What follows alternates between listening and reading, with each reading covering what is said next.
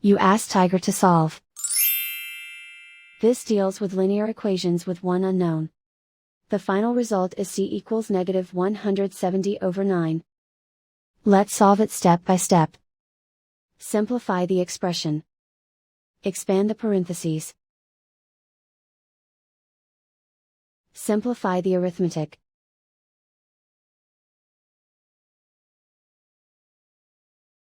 Group like terms.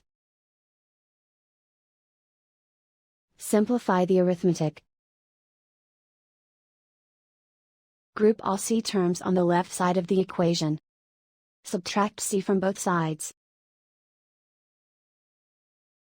Group like terms. Simplify the arithmetic. Group like terms. Simplify the arithmetic. Group all constants on the right side of the equation. Add 17 to both sides. Simplify the arithmetic.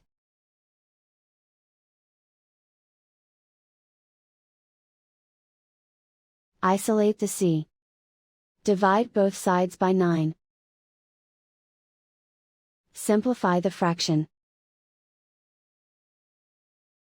And so the final result is c equals negative 170 over 9.